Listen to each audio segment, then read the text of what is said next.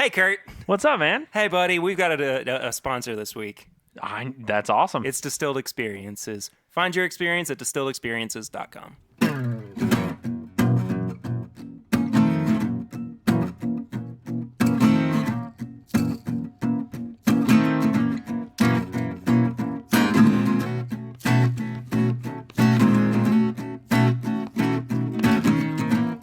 Welcome back, everybody, to another episode of This Is My Bourbon Podcast. I am your host, Perry, and this week sitting down with me is none other than Curtis Conrad. Kurt, what's up, buddy?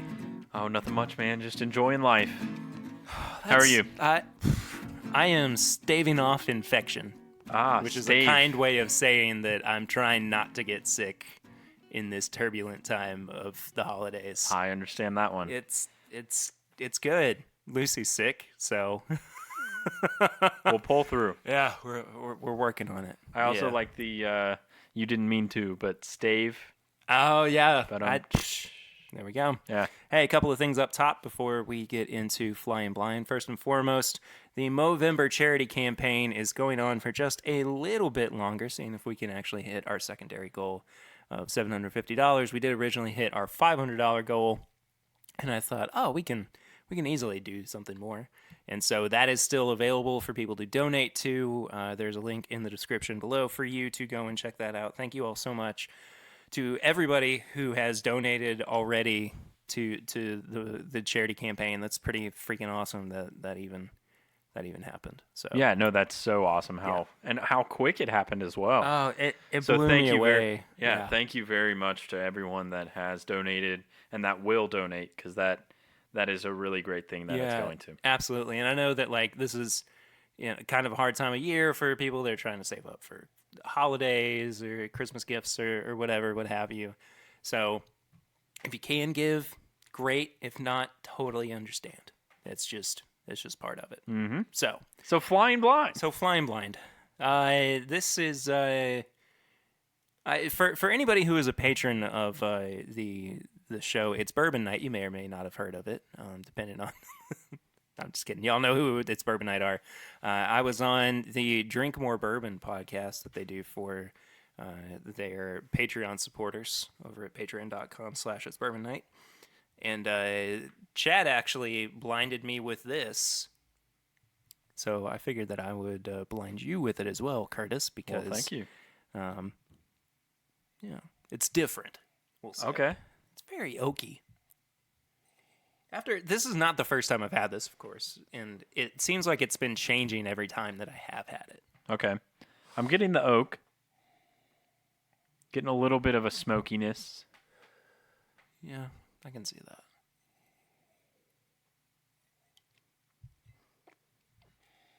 I'm not getting a ton on the nose, though, other than that. But I think the palate is really where this shines. And this is where it starts to throw me off. Yeah, I'm definitely sorry, jeez. No, it's okay. Going from the nose to the palate, it really just evolves what you're getting on the nose. I'm not getting a ton of extra complexity within that. I'm getting a lot of the oakiness of what you got on the nose. Sorry, also, if I'm coughing in the background a bunch, it's because of me trying to fight this nastiness. But I want to go ahead and tell you what this is, because it means it's going to be more interesting to talk about it with you knowing what it is, because this has really thrown me for a loop. Okay, so this is Rebel Yell 100. Okay. And this is the newest release in the Rebel Yell line. So, of course, it's 100 proof. It's a wheated bourbon. I would not have gotten... That's the thing about it that really throws me off. Because again, this was given to me blind at one point. And I told Chad I thought it was a high rye bourbon. Yeah. It's a wheater. It's not supposed to be spicy, but it is. But it's quite spicy. But it's really good though. It is very good. So what? How do you classify as sort of that? It's not your stereotypical wheated bourbon with sweet notes. I don't even know. I mean, How did they do this? Is what I'm trying to figure out. this is a distiller's absolute dream to have something so different come out of a product that is stereotypically one way or another. Yeah, I'm getting some nuttiness. I'm getting some of the peanut flavor coming through on the palate now. Yeah. With that being said, I would have never guessed that this would be a wheated bourbon. No, not at all. And it's sitting at 100 proof is kind of odd too. I feel that it would be probably like a 90 proof. I didn't get the 100 proof. It honestly felt a little young to me too. No, I don't know what the age is on it. Yeah. It's not age stated, so it's over 4 years old. I mean, it is straight bourbon whiskey, of course, but I just don't know. I mean, I would assume this is probably 4 to 6, Yeah. maybe 6 to 8. I don't really know, but yeah, I think that it's. I think I have to agree with you that it being 100 proof. I mean, there's just so much about this that it just throws me off the scent. You know, It throws you off the trail. I don't know what to say about this other than it has just surprised the heck out of me. It's different. It's so good. It's so very good. And okay, what do you think the price point is? I want to say price point's probably sitting at 35, 40. $20. Oh gosh. I like that because Yeah. I think that's what the price point should be. I kind of think so too. I mean, you know, that's kind of my assessment of what the age would be on it as well. Because I mean, legitimately, I don't know what it is, but I mean, it's not like they're bottling a 10 to 12 year old bourbon at I think $20. So it only makes sense for it to be 4 to 6. Or Yeah, so. I wouldn't quote myself on it, but I'm pretty sure this is probably 4 to 6. Yeah, I think so too. Anyway, that was Flying Blind. Curtis Conrad, what have you been drinking recently? Oh, I've been drinking quite a bit, man. You have something in front of us that it's been a while since we've split a bottle. Yes.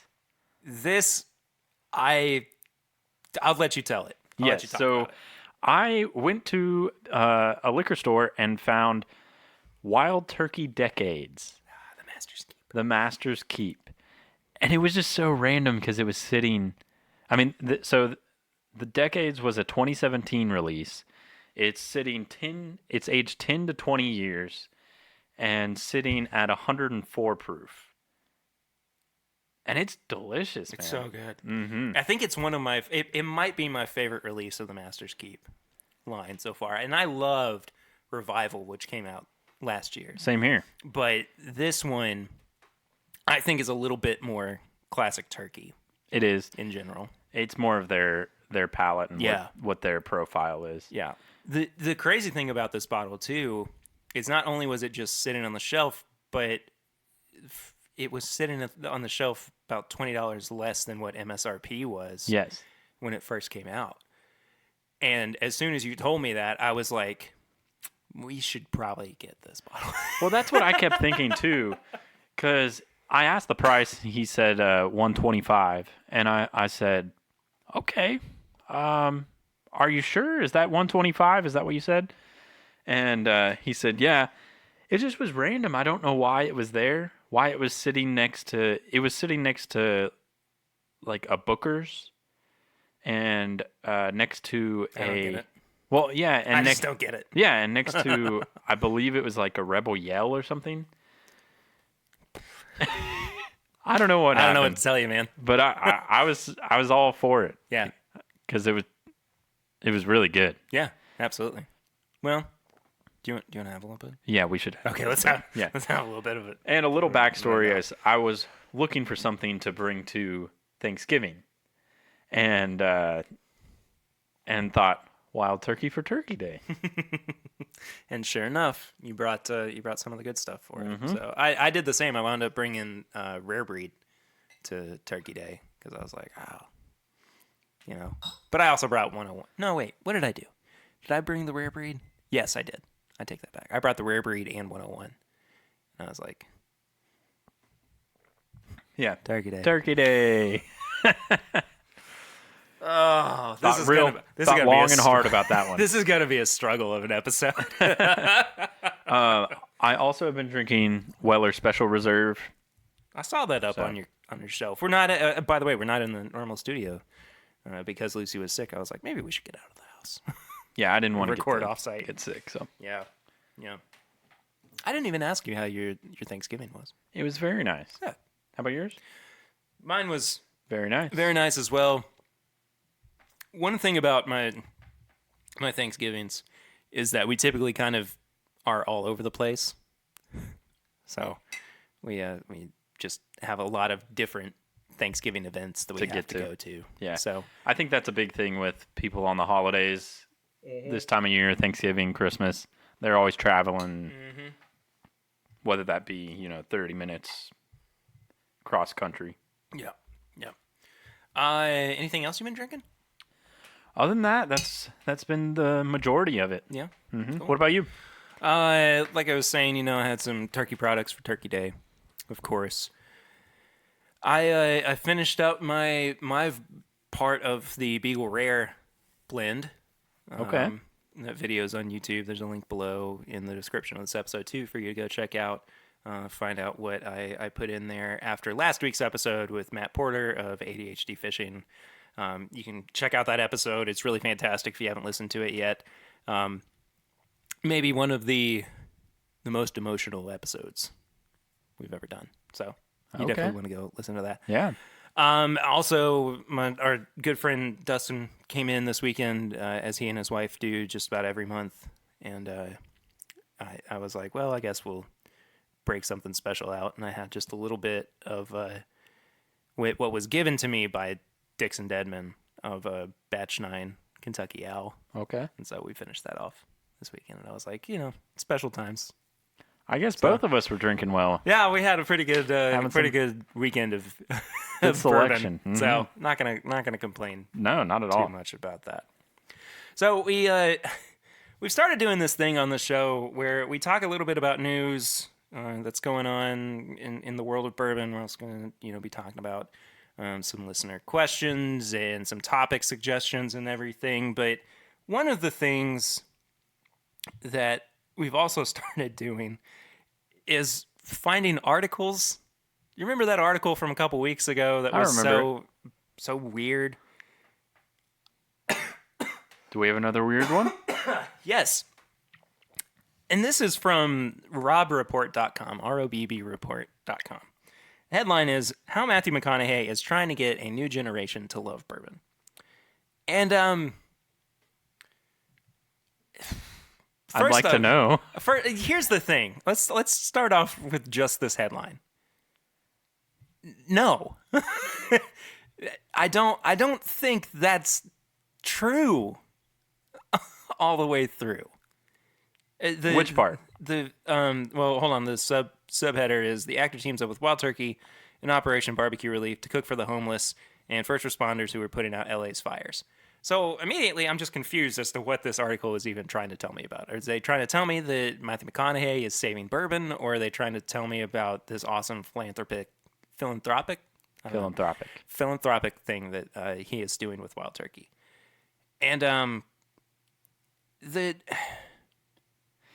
act of giving I just don't gonna know, inspire because, like, the next generation to drink bourbon? So so this is from earlier in November, right? And the first line is, on November 4th, Matthew McConaughey turned 50 and decided to commemorate the occasion with his first ever post on Instagram, a social media platform that's been around for nearly a decade. Thank you, Rob Report, for that information. It talks a little bit about his his work as an actor, but then kind of segues into, and it's such an awkward segue too, about how he's teamed up with Wild Turkey to be their creative director. And like the article itself is basically 2 paragraphs before it goes into a 5 question interview with McConaughey. Okay. So what does McConaughey say? So the first question is, what inspired you to team up with Turkey? And he said their authenticity. Cool. Get it. Great. But he doesn't really explain anything that goes back to the headline of how he's trying to get a new generation to love bourbon. Yeah. Right? It does a little bit. He says, I came on board to help reintroduce bourbon drinkers to Wild Turkey and also to introduce a new generation who might not know the brand. And their values align with mine. The kind of person I strive to be is very similar to the type of people at Wild Turkey. So I said, I can get behind you. You can get behind me. There's a symbiosis here. Let's work this out. And I was on board. But that doesn't explain why he's pushing it to a new generation. Okay? Yeah. And so here's my issue with this article. I'm gonna get into it a little bit more. This is starting to lean into something that kind of killed bourbon back in the day. And it wasn't that people were doing this to bourbon, it was what they were doing to other liquor brands outside of bourbon, gin, vodka, those kinds of things in the 60s and 70s. With the rise of the popularity of James Bond and the martini and stuff like that, bourbon, of course, fell by the wayside. It became grandparents' drinks. So I think that I don't anticipate this working out the way that they think it should, right? I commend him for wanting to come on board with Wild Turkey, but I don't see what he's saying that he's trying to push it to a new generation. Yeah. I mean, does it have to do with Long Branch? Does it have to do with the fact that he's... Yeah, I am wearing a Long Branch hat, by the way. I pointed to my head as I said that. But, I mean, does it have to do with the fact that he's in all these commercials for them? I just don't see these two things line up. And I'm worried that if he or other people push this a little too far, it might be bad for bourbon. How do they push it too far? I don't know yet. That's the thing. It's like maybe by commodifying it. Yeah, that's what I'm trying to say. Okay. By making it, I don't know. Maybe I'm being a little too snobby with it. Am I being too snobby with it? I'm not sure if you're being too snobby with it. I just don't know. I agree that I don't see how he has none of his actions have really put out saying I'm enhancing the brand to push towards this new generation of drinkers.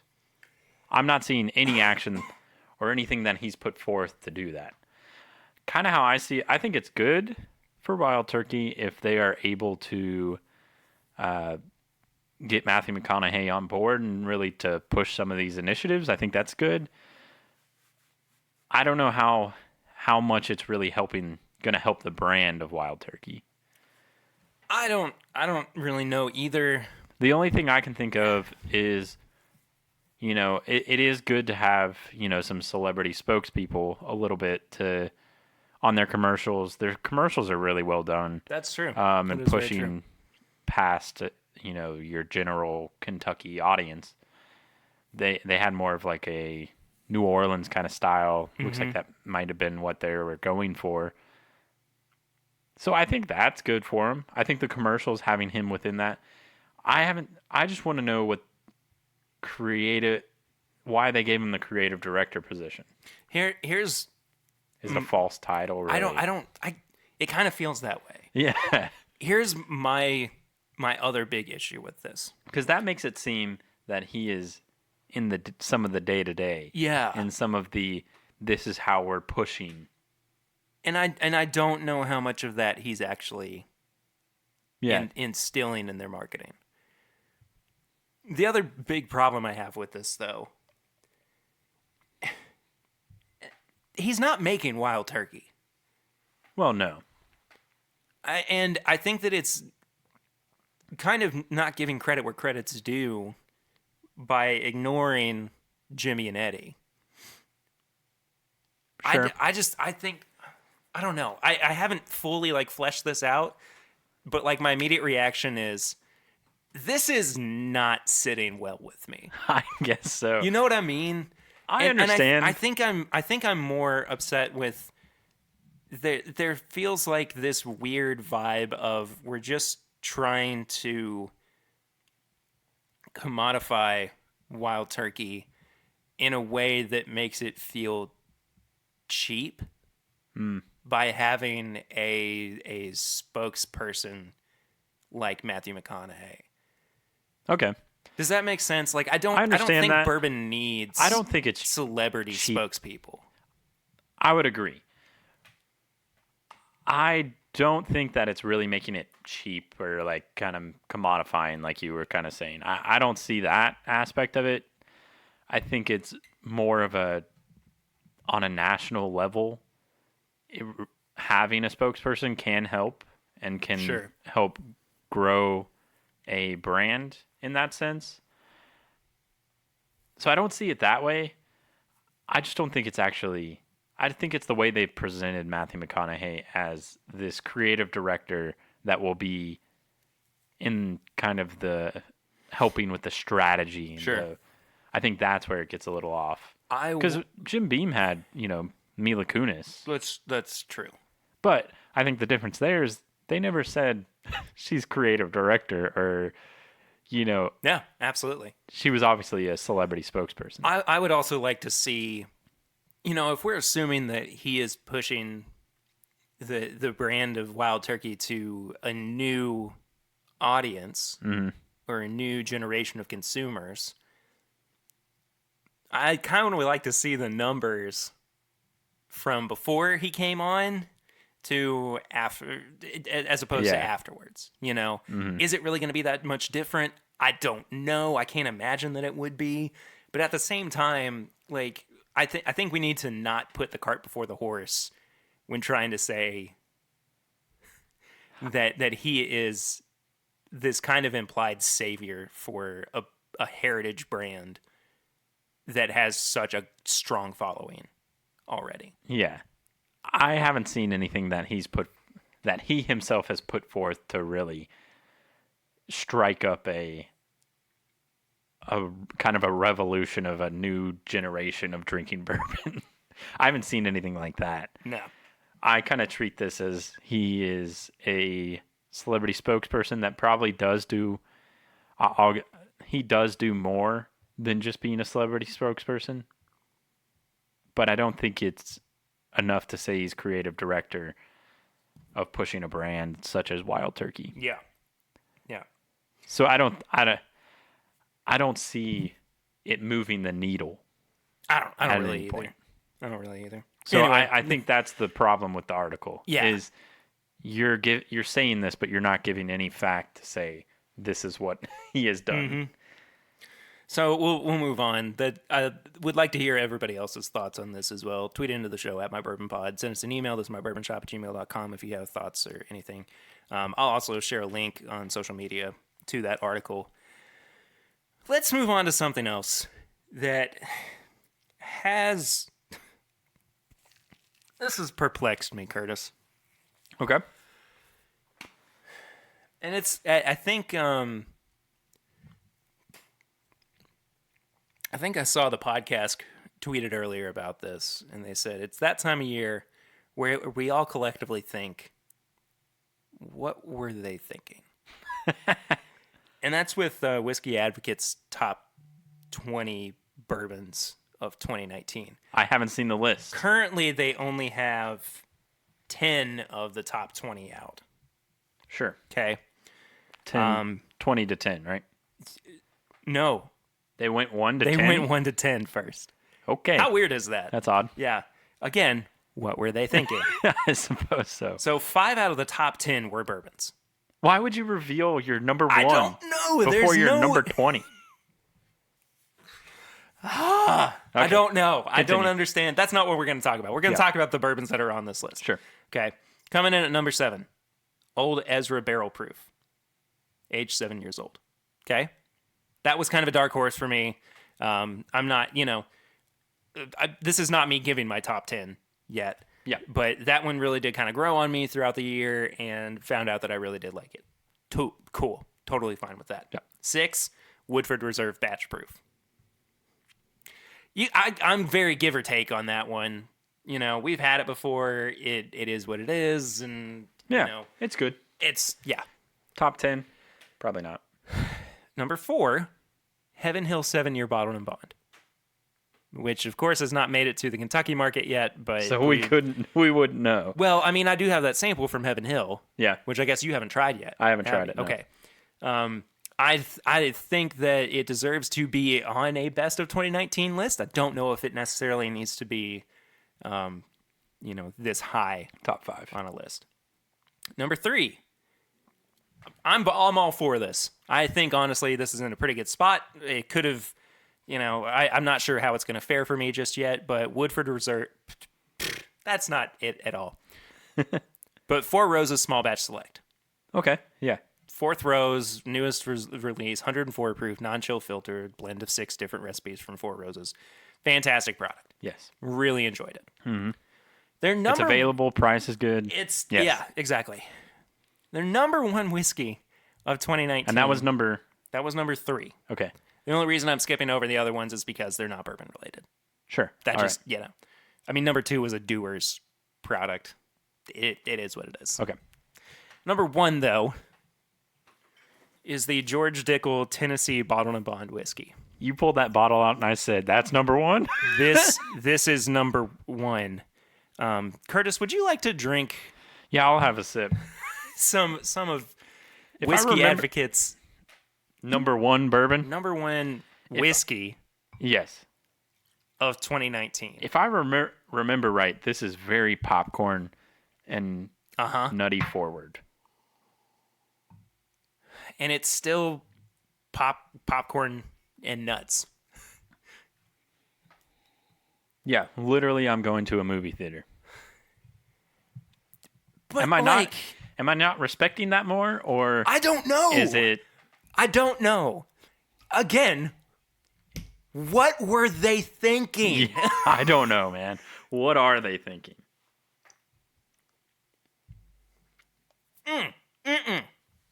There is no way To say this is the number that 1? this is better than Four Roses Small Batch Select. No way. Yeah, get off. Absolutely not. That's crazy. I That's crazy talk. don't agree with that at all. Who made this list? Whiskey Advocate. I know. Not Fred Minnick anymore. He's not been there in a while. But holy moly, this is I feel like I'm unpunked. Same here. This doesn't make sense to me.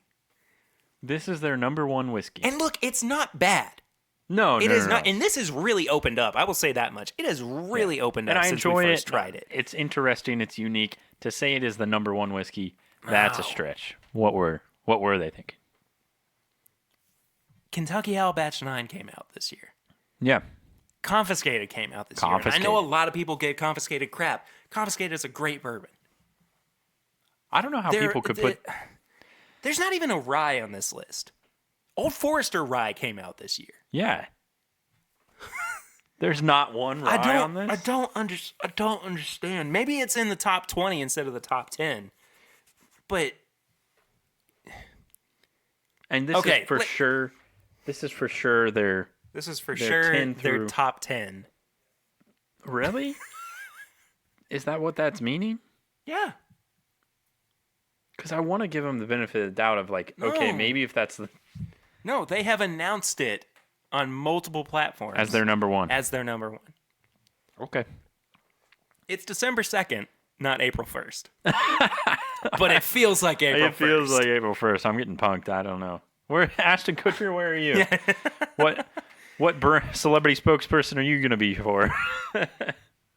I don't get it. I do think that it's a very quality product at $35 a bottle, 100 proof, 14 years old, 13-ish. You know, it's not a bourbon, it's a whiskey. Fine, whatever, don't care. It. I have just had so many better things than this year, and it's totally subjective. I mean, Sure. we can hem and haw over this all day, but Ultimately, it ends up to whoever exactly. is You know, looking and tasting it. now But I also think there has to be some your sort of face got really contorted there for a second. Like this is a big thought. yeah. But I also feel like there has to be some sort of consensus of nah, this is good. This Well, is there's gotta near be. the top. There's gotta be. I mean, it's a magazine. It's not, you know, one guy writing a blog saying, "Here's my top 10 of the year." It's not us saying individually, "Here's Yeah. our top 10." Well, it could be a magazine that freelanced somebody out and did it, but What are you trying to tell me? I don't know. Have you been writing for Whiskey Advocate and not Would I put that as holding number back one? for me? Probably Yeah. not. Yeah. Now, I don't want to say that this is bad by any means. I know I was a No. little extreme in my reaction, but there's so much better stuff out there Yeah. that has come out this year. This is good. It's good. It's just not great. It's not number one. So who would you put as number one? I don't know yet. Okay. I've still got a lot of like thinking and, Just name and a- work to do. Yeah, I'm just meaning name a few whiskeys. In this realm. Old Forester Rye is definitely up there for me. The Four Roses Small Batch Select, as we've already talked about. Even the two, well, really, all three of the Kentucky Owl products that have come out this year have been fabulous. Yeah. I mean, yeah, William LaRue Weller's been great. Elijah Craig Barrel Proof has kind of disappointed me this year. The Booker's releases have all been good, but I don't think that they've been great so far. I haven't tried the last one, the Beaten Biscuits, but I don't know. I guess it comes to little name game. Booker's releases this year over George Jekyll. Bottom yeah, down. What would you say? definitely Booker's. Okay. Elijah Craig Barrel Proof over the same. Yeah, Okay. absolutely. So You know, I it mean, just- but even I think that I would put all three of the Elijah Craig releases and all four. Well, okay, I've only had three of the four Booker's releases ahead in a list of this George Dickel Bottle and Bond. Yeah, this bottle for me, if I were to make a top 20, it's a change of pace, like number 14. Yeah. Something Yeah. that's different. Not many people are going to have some of this stuff on there. That's what I would put this as. Yep. I don't disagree. I'm also pulling out other stuff for us I to see that. try. Yeah, we never did talk about this Wild Turkey Master's Keep Decades. Sure. It's really good. Yeah. No, and I was saying earlier too that it is kind of reminiscent of older turkey, or just kind of that classic turkey profile, and I really do stand by that. I think that it's, if you're trying to tell people what wild turkey is like, This sure it's is- expensive, but it's really good. real nice, Clark. Yeah. I mean, it's so good. It's amazing how much the more bourbon I have, the better I feel. Not amazing. Nah, not amazing Just- at all. Kind of expected. Yeah. Here, let's try something else as we're getting into this last bit before we get into our review. Sure. This is cool. Larceny. This is a larceny barrel pick. Oh. It's called Why So Delicious, and it's With- got the Joker from The Dark Knight on the back. Where's this from? This is from the Bankhead Beverage Store, and I honestly, I don't know where this store is located, but our buddy Dustin, who I was just talking about earlier, he bought a case, and I got 2 bottles out of that, and so I wanted to share this with you. Well, thank you. I love the labels on Oh, the barrel pick Yeah, labels yeah. on most of these. The Photoshop work on this is really good too. He's holding a bottle of I larceny saw that, too. yeah. It's pretty great. I guess you can say this is parody, right? Oh no, it absolutely is.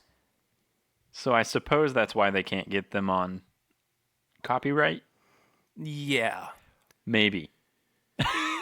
Well, that's the same thing with the. I'd be interested to see. It's the same thing with Riff and Morty. Yeah, no, that's what I'm You saying. know, is, I was really waiting for Dan Harmon to say something to. yeah, well, But I I'm mean, just, again, he has bigger potatoes to. exactly. I am interested in that though. Yeah. Is it just so low key that I think that's got to be it. nobody is like really paying attention to it? It's one store pick. You know. Yeah. I mean, what are they gonna do? Anyway, so last point of conversation before we wrap it up and get into our review. This is a question submitted by a friend of the show and longtime listener, Adam Terry. And he asked, what are your top 3 bourbons that you've purchased in 2019? Something you took home, not just a pour at a bar.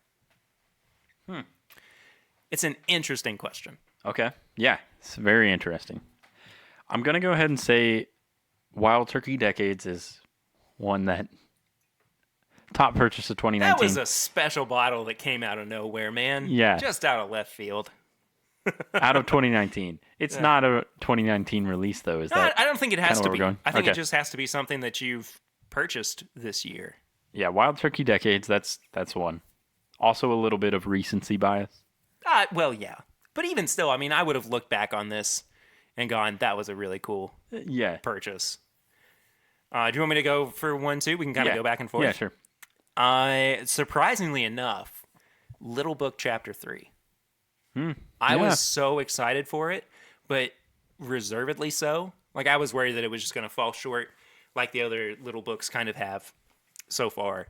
And, we did that review of it a few weeks back, and I was so pleasantly surprised by it. And, I didn't wind up with any BTAC this year, which was the first time in a couple of years that happened. But honestly, That's all right. I'm so okay with We it. still got to try it Yeah, exactly. And for free. well, yeah, that is true.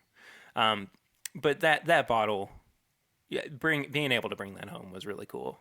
Yeah, I'm starting. This was a question that I hadn't even really thought about until right now. Oh, and I know I put you me on the spot either. with it. I probably should have given you a little bit of prep time. I think I got a Apologize for that. second one though. Okay.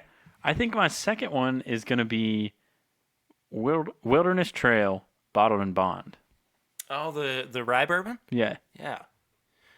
I think I mean, just everything a Wilderness Trail has been so good, and I've really enjoyed kind of growing up with them a little bit, Mm-hmm. Not so much, growing up. No, I but totally get what as you're far saying. as it's a brand that has just started. I've just started.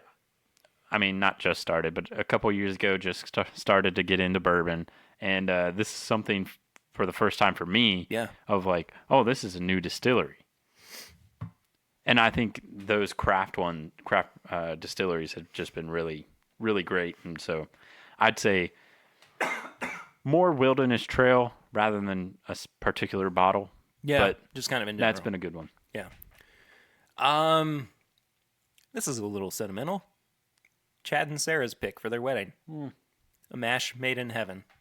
Yeah. It was a 13-year-old, I think, Knob Creek pick that they did. And the part of the barrel head, I don't know if you know this or not, part of the barrel head went into Chad's wedding ring. No way. Yeah, it's really cool, That's man. super cool. Yeah, I yeah. didn't know anything about that. It's a fantastic pick, and being such good friends with them too, it was really special to have something to kind of take away from that. And I had a pour of it yesterday while I was working on my guitar. It's a good bottle. Mm-hmm. It's a really good bottle. You'll have to have some when you come over next. Yeah. Yeah. Number 3 for you? Number 3. I think I'm going to let you go with number 3 first. That's totally fine. I actually might I'm going to lump 2 into 1. Okay. Because they're from the same occasion. So I was asked by Iverson of OBC, whom we talk about all the time. He's been on the show, yada yada, to go on a Russell's pick with him and the crew from BHG, Okay. and we wound up not just picking a barrel of Russell's Reserve, but also a Kentucky Spirit pick. And I'd never done a pick before with a master distiller, and like Eddie was there the whole time, and he's like pulling from the barrel himself and pouring it for you, and talking about all the different warehouses and how they affect the aging, and talking about what his favorite warehouses were and everything. And so anyway, so both of those picks are great, and I maybe it's because I was on them that I feel that way. Yeah. But I finally got to get a bottle of each of those recently, and so I'm gonna lump both of those in for my number 3, just because of how cool that experience was. And like when I talk about Wild Turkey, I talk about that experience and how cool it is to get to go and hang out with the master distiller while you're doing a pick and everything. So anyway, that's just a cool story in itself. It's a really cool story. Yeah. It's so funny to listen to, just different. He asked, what's your favorite bottle that top 3 bottles that you've bought this year? I would assume expecting some, this because the juice in it was so good. Like, the bourbon in this was so awesome, and the nuanced of such and such, and like talking about the notes, man. But it's all about the story that happens with it. And that goes back to my third one. Yeah. Is the Maker's Mark Private Select for Keeneland. Oh man, I didn't get to go on the pick. I wish. That was special. Yeah. Well, that was way before you were ever at Keeneland. That decided on that blend. But like something like that, just being able to be in the launch of it and being able to make some stuff for it, and being able to be at the launch and get a bottle of it and all of those kind of things. It was just an experience that was really cool. And it's great bourbon. No, it's fantastic. And it was really cool. I feel like there's 2 sides of this coin of the podcast.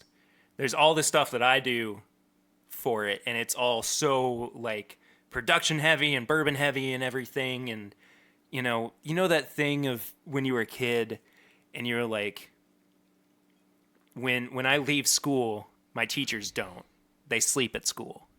Right? Yeah. Like their lives don't matter. And it's not, I'm saying this and I don't mean it in this But they way. don't have a life. They don't have anything else going on outside of it. Yeah. And like at times my brain does that with the podcast too. It's like, oh, Curtis and Swan just, they kind of just, go. They disappear into the ether after they leave my house. Yeah.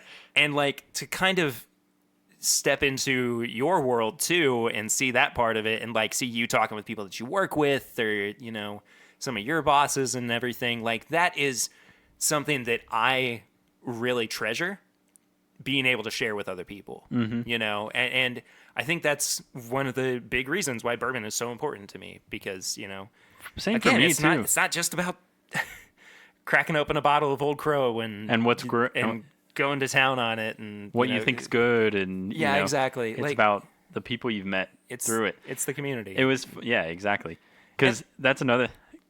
Going back to they don't have lives, on the other coin of like a lot of people that I work with don't know that I do a podcast. A lot of people that I sure yeah. And I say, I really love bourbon. I do this, I do that, and some of them are like, all right. They're like, do you though? Yeah. But then we show up and it's like, oh yeah, you're real. Yeah, you're real. You do know what that is. You do stuff outside of work. Man, I this conversation makes me want to add another bottle on. Can I do an honor? It's not even fair to call it an honorable mention, because it's so special to me. Man. Okay. So I won a bottle of Kentucky Owl Confiscated. And I didn't crack it until I went and sat down with Dixon for the most recent episode that I did with him. Not the podcast within the podcast or the Beagle Rare episode, but when I actually, went and did a whole episode with him on National Bourbon Day. And I had him sign it too. And like he was just baffled as to why. Y'all know Dixon. He's the most humble man in the entire world. Yeah. But like he was baffled as to why I would even ask him to sign it. And like it just goes back to how cool this community is and how willing so many people are to just open up and let you into their space and allow you to share in those experiences with you and everything. So this conversation took quite a turn. Yeah, it went from what's your favorite bottles to stories. So what's been your favorite Bottles. experiences from this year? From bottles you bought, I guess. Maybe that'll be one of the ways we wrap up this year is talk about what of our favorite bourbon memories that we've made been this year. So yeah, we'll There's come quite a few. We'll come back to it. that. Yeah, absolutely. So yeah, that kind of does it for our conversation for the episode. We do have a review that is on the table. This is the third Jim Beam product we've done in a row when we've done a review. Huh. I kid you not. We're loving the Jim Beam this year. Apparently so. They've just had a lot of stuff come out that we've felt the need to talk about. This is the brand new Baker's Single Barrel. It is 107 proof. It does say on the official label that it's 7 years, but it does say 7 years minimum. Okay. In this case, it's 8 years, 6 months. And it was barreled in January 2011. So, let's go for it. Yeah. I've loved on this bottle a little bit. Have you? Let's as we're talking, as we kind of tend to do from time to time, because we are both graphic designers by trade. What do you think of this kind of new design for the Baker's products? I think I've talked about it before, but really just a progression of what Jim Beam's doing with all their products. Just making it more modern, sleek, still with a bit of this rough and tumble kind of look. Yeah. Kind of what Booker's and had looked like before, what Baker's had looked like before. I like the new bottle. I do too. When we looked at it before, when we just looked at the flat image that was online. Yeah. I think I remember saying that I was just kind of okay with it, but actually having it in hand and looking at it and seeing all the different bits of it, I really like it. I think it's nice. I think it's nice like and the visceral. Legend bottle. Yeah. I also, fun little touch here is that on the top of the cork. Oh yeah. It has this metal. It's not metal, but this faux metal wrapping, like ring that would go around a barrel. Yeah. Which is kind of cool. I like it. This is kind of fun too. On the top, it has this kind of raised 107 proof Baker's. It's got all the same information. Yeah. And I can't think of I don't think there's any other product that's got that on the cork as well. I don't think I've seen anything like that. Yeah, I don't think so either. So, still pretty cool. What do you think about the nose on this one, Curtis? I don't know. Let me try. First sniff. Very good. Cherry cordial, cherry pie, baked goods. Baked goods is really what kind of sticks out for me. I'm getting a lot of cherry. Kind of a rye bread. Not an artificial cherry. Like a very nice. Not a maraschino cherry. No. Like a real cherry. Real cherry. None of that fake. I really like this nose. There's some like deep cinnamon and clove notes in there too, and like there's a very specific vanilla note to it too, and it's not French vanilla. It's not like vanilla extract. Maybe it is vanilla extract. Either way, very good nose. Yeah. Very, very complex. I really think that this nose will probably be. I haven't tasted it on the palate, but I think it might be the top. I don't know, man. Palate's pretty great. Palate's pretty good, yeah. Oh, it's so creamy. Yeah. It's like apple pie a la mode. I mean, this is really now where I start to get the vanilla bean Vanilla bean. flavor. I'm really getting a bread pudding. Oh, thank you. That's what it is. Thank you. Oh, so good. But there's still like a fried apple Yeah. flavor in there too. And I think that's where the cinnamon is kind of coming into play. Mm-hmm. The finish is not as long as I would like for it to be. I was going to say the same I'll say thing. that much. Because there's not really much of a Kentucky hug. The flavors aren't really going too far. But I think that overall, It's a good. solid product, man. This is very solid.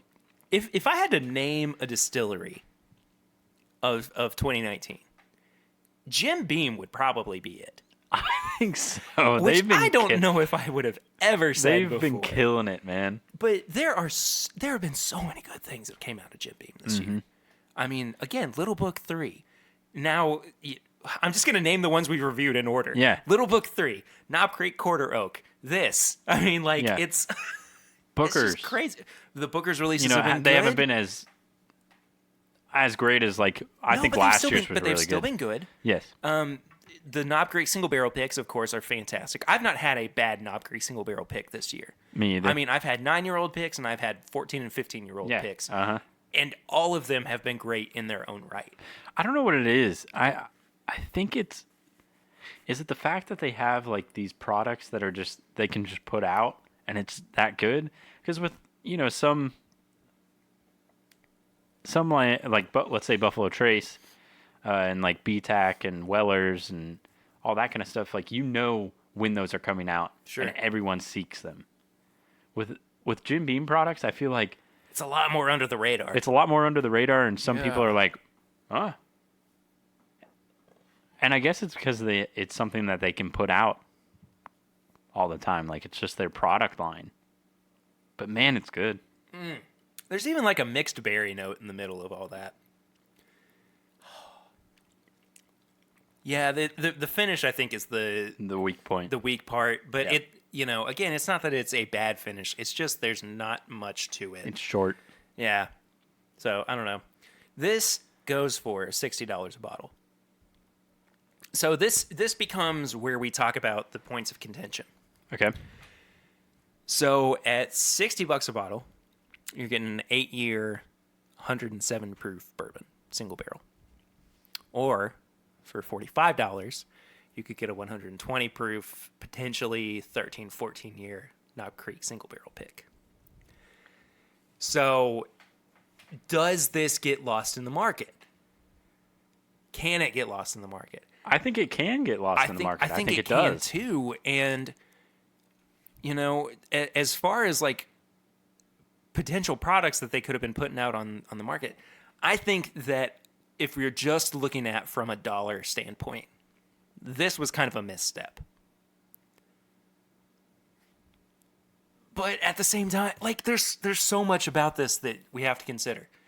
Baker's is a little bit more of a premium product for Jim Beam. It's a lot more. And I would say it's Small a bit of a batch. premium Yeah. higher than a Knob Creek single barrel. Yeah. But then, But it gets lost because it's a higher price point, and people are like, Knob Creek single barrels are sometimes better than what a Baker's would be. yeah. I And haven't, then you jump from, okay, well, if I want to get Baker's, then I'm just going to get Booker's. In some instances. you are edging dangerously close to the Booker's price. I mean, if we're just looking at MSRP, it's like Yeah. $65, $70 for Booker's. And you're sitting there going, well, I like the higher proof. Yeah, exactly. At least we do. Yeah. I like the higher proof. I like what Booker's has to offer. I don't know, man. But this is good. No, it really is good. And I think that that's kind of what we have to judge this on is, what the quality is. And then, as we kind of always do with the price, does it warrant the price point? So, It definitely warrants the price point. yeah. Yeah. I think it's right. I think it's perfect at what, Booker's and this. I think it's a good price point.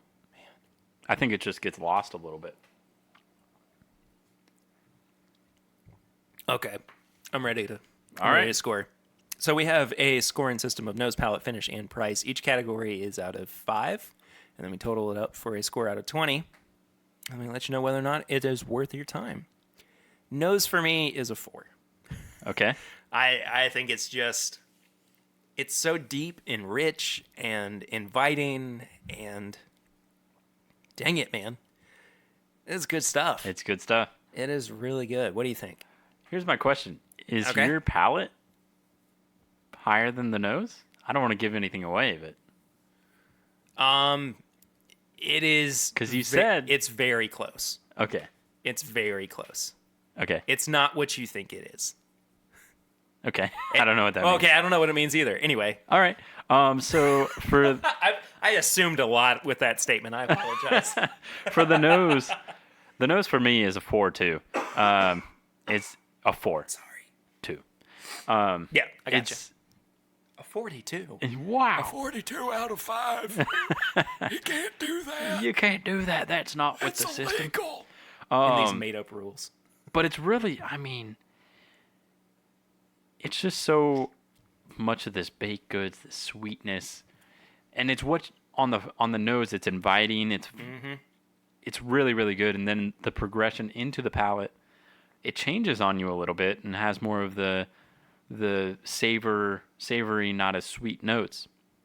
So yeah, I give the nose a 4. Yeah. I gave the palate a 4.25. Okay, I so a thought little that- better. A little bit better. I mean, I think I that's might the be first somewhat- time that anybody other than me has done like a 0.2 or a Chad's done it before Has he? too. Okay. Yeah. Yeah. But like, I think that it does introduce more, but not so much more that it's really pushing it too far. yeah. So yeah, a quarter of a point higher. Okay. Well, I'll match you and say that the palate is a 3.75. Wow. Okay, you are doing your own math, and I'll Okay, yeah. I'll do mine. You do So you yours. win a Yeah. quarter point up, So you and don't I think- win a quarter point down. So you don't think that the palate's as good as the nose? I don't think so. Interesting. I really think the sweetness and the nice, just kind of baked goods. Yeah. I really enjoy the baked goods kind of thing. Yeah, I don't know what it is. I think it's because my palate, leans more towards It leans darker. Yeah. darker and a more of like a weeded. Yeah. Well, that's true too. That's true. I know this isn't weeded, but No. but that's what the weededs kind of lean towards is they're Yeah, more yeah, of yeah. the sweeter. Yeah. Sure. Rebel Yell 100 proof Fair exception. enough. Fair enough. Yeah. No. That's true. Finish is. So I think 3.75. It's funny. Finish, unfortunately, is the weakest point. It's a 2. It lingers slightly, but there's nothing else that is really introduced. Basically, no Kentucky Hug, even at 107 proof. I totally forgot about that. Yeah, I know, right? That's wild. I think that's kind of one of the reasons that I like this so much is that it drinks so easily Yeah. for its proof. But yeah, I can't go any higher than a 2. No, 2.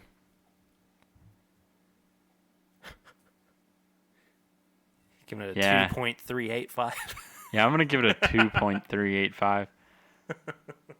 I thought about doing a 2 point. I was thinking 2.5, but then you said 2, and I know that shouldn't take any indication on what my rating is, but there's not much there. No. It's pretty low. No. So yeah, 2. So 2? Yeah, I think I have to give it a 2. Yeah. It's a pretty bland finish. Yeah. But And maybe that's a point of contention where it definitely is for me. what we were talking about on, well, if I'm going to get Bakers, then I'm going to get Booker's because Booker's finishes. Well, and maybe this is just not the best single barrel. I mean, I will say it is pretty true to the Jim Beam profile, but I think that if I remember correctly, I like the Baker small batch, which is 7 years and 107 proof. I think I like that better than this product. Yeah. Just by a little bit. Well, okay. I like the finish on that better than this. I think overall this has a little bit more punch to it. But yeah. In that realm though, I gave the price a 3.5. Okay. Because I still have a hard time thinking about the fact that I could get 120 proof 14 year for a little bit less money, and if I paid a little bit more, I could get a higher proof for. Oh shoot, I didn't consider this. So Booker's is typically about 6 to 8 years, depending on the batch.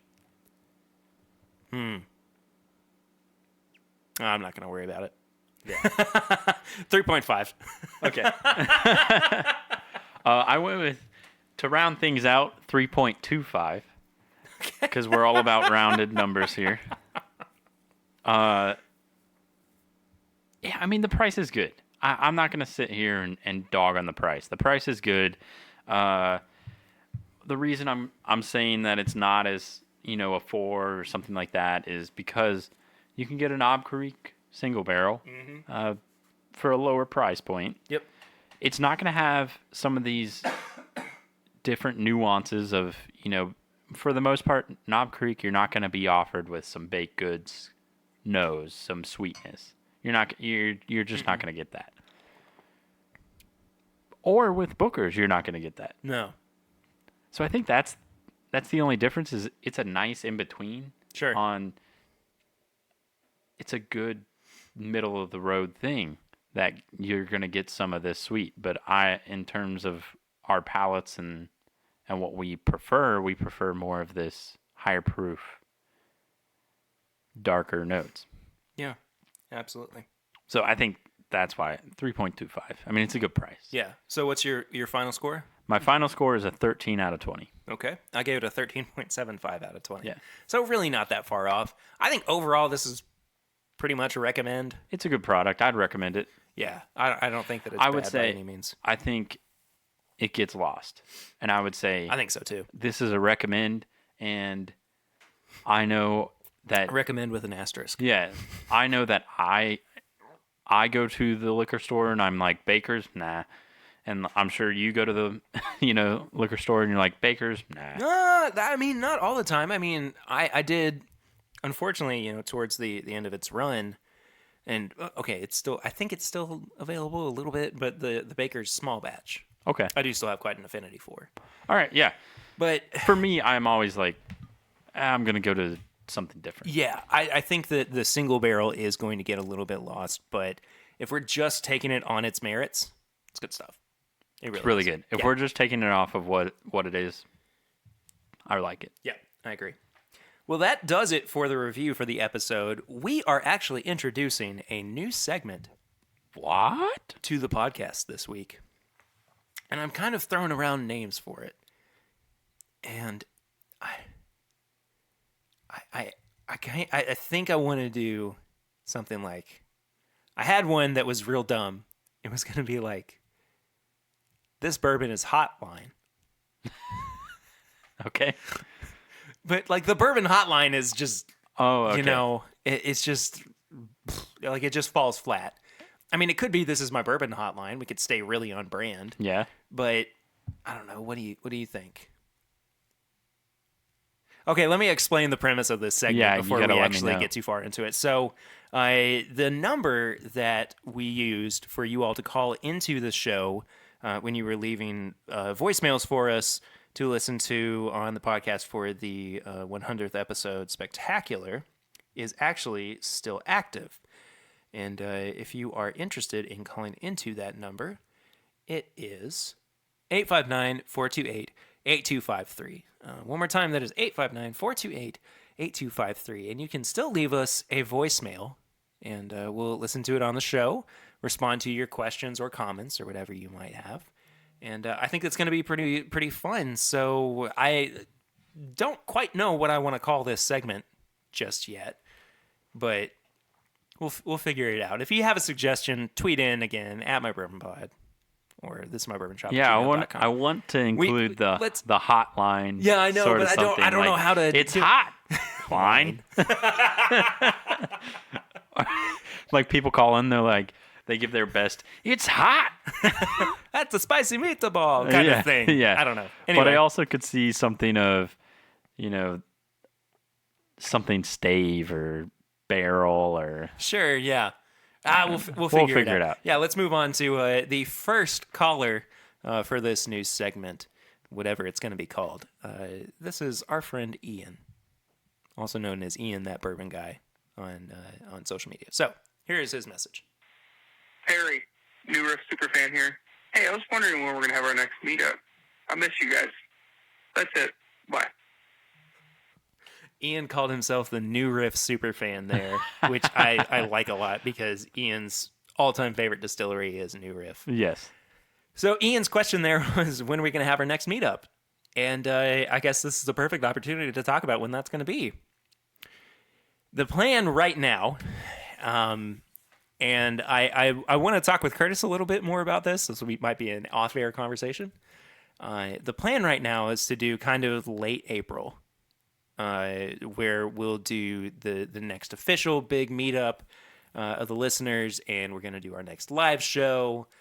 More information on that's going to be coming soon, probably after the first of the year. And overall, the official one is going to be in April, maybe early May. This is again what I need to talk to Curtis about off air. Yeah. I just want to make sure that, because I want, last year Swan was there, but Curtis wasn't able to be there. And so I want you guys both to be there this time around. So we're going to plan that a little bit better. But so for your listeners who are interested in coming and hanging out with us again, basically, late April, early May, that's what we're going to be looking at. I think you guys are really going to like this live show too. I've had a couple of really cool ideas that I've been kind of swirling around, but I think that the one that I've settled on is going to be super cool. I think you guys are really going to enjoy it. So a little bit of sizzle for you there moving forward. So that was that segment, whatever it's going to be called. Hot. Line. Bling? I feel like, and then you're calling in to the 1-800 line 1029. Oh, man. Anyway, thanks to Ian for calling in for the first time on this segment. Curtis, we're not done just yet. No, we aren't. We do still have tips and bits. Yeah, we do. To get through. What are your tips and bits this week? My tips and bits this week is Christmas music. It's about that time. What do you mean about that time? It is that time. It's getting close. It's December 2nd. So I gave you a day. It's December 2nd, and I just love Christmas, man. So As has been stated before on the podcast. Multiple times. Yes. Yes, indeed. But this year, we're having a little twist, and I have a Spotify playlist that I am going to, as long as Perry allows. Yeah, I will allow it. I know where this is going. We are going to share it onto the podcast, and it's curated by me. I prefer it. I think it's pretty nice. But so everyone can listen to it and get into the holiday spirit. And, you're on your couch, you're drinking some bourbon. Maybe you just turn on the old playlist. And so the playlist name is called You'll Shoot Your Eye Out, Kid. Which, for anyone who hasn't seen A Christmas Story, is... I'm an official Red Ryder Carbine Action 200-shot range model air rifle. Exactly. And so that is just a classic line from that movie, and it's my favorite Christmas movie, so I made it You'll Shoot Your Eye Out, Kid. That is fantastic. And it has some of the classics. It has some of the newer stuff. It's all very, Frank Sinatra, Michael Bublé. Awesome. Seth MacFarlane. For nice. anyone that hasn't listened to his Christmas album. He's good, man. Oh, it's so good. Good stuff. Seth MacFarlane's a really good... Chris MacFarlane. Who's that? Sorry, I said Seth. Is that his brother that wasn't as successful? Yes, exactly. Oh. He's the one that did... I was trying for some obscure... Whoa. I was For whatever reason, The Mandalorian started playing. I was wondering what that was. On my iPhone, I apologize. I was going for some obscure, animated cartoon, like adult cartoon, that nobody had heard of, but I couldn't think of one. So yeah, Big Mouth. Have you watched Big Mouth? Have we talked about Big Mouth on the podcast before? I don't think we have, but Do you like Big Mouth? I haven't watched it. I It's can't so really tell. funny. It's so funny. I'm a couple seasons behind, Okay. but it's on Netflix. It's John Mulaney and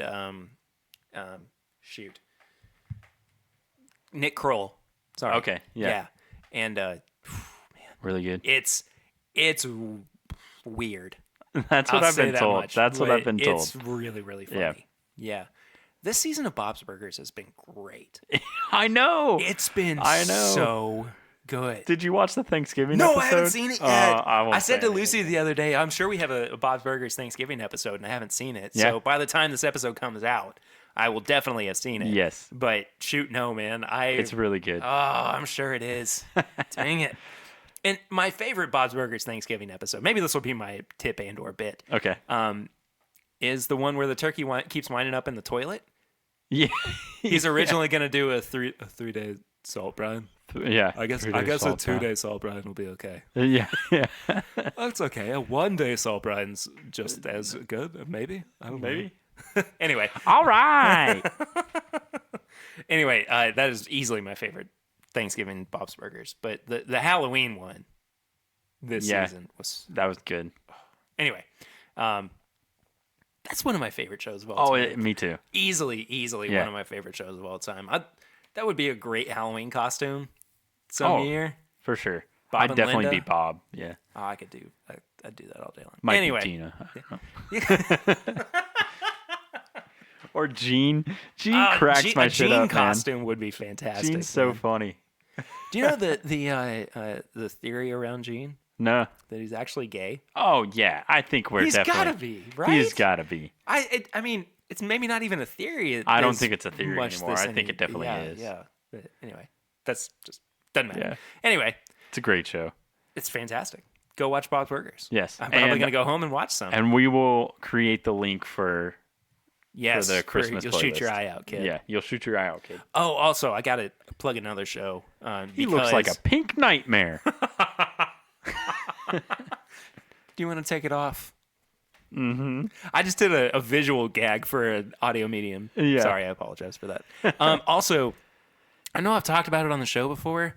Maybe this is like the third week in a row that I've talked, or the third week in general that I've talked about it. But Watchmen on HBO is so good. My cousin actually is an editor for HBO. Oh, okay. And so he's kind of, every week we've been watching Watchmen. And he kind of, he's texting with me and my dad and my brother, going back and forth, like, oh, I can't believe that happened. Or wait until you see next week's episode. And we're like, stop doing this to me. Yeah. Like, oh, I can't wait.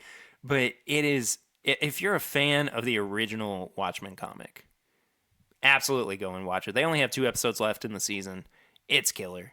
I would do a whole podcast just on that show. Yeah. To be honest. But anyway, yeah, that was Tips and Bits. Thank you guys so much for listening this week. Kurt, where can people follow you on social media? On Instagram, you can find me at KurtCon. On Twitter, Kurt_Con15. And if you want to follow me, I am at PRitter1492 on all social media channels. If you want to follow the show, though, it is at My Bourbon Pod on Instagram, Facebook, and Twitter. You can send us emails to thisismybourbonshop@gmail.com. We love hearing from you guys. You can send us AIM You can send us at Instant Ooh, Messenger. Yeah.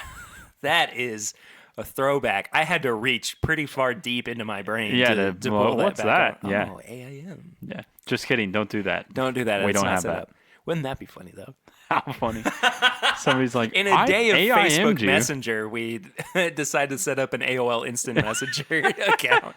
That'd be great. Yeah. Classic. No, That'd be I would love to awesome. start reading out questions or comments from you guys that you send to the email as well. So if you would like to do that, please consider, sending us an email. Again, this is mybourbonshop@gmail.com.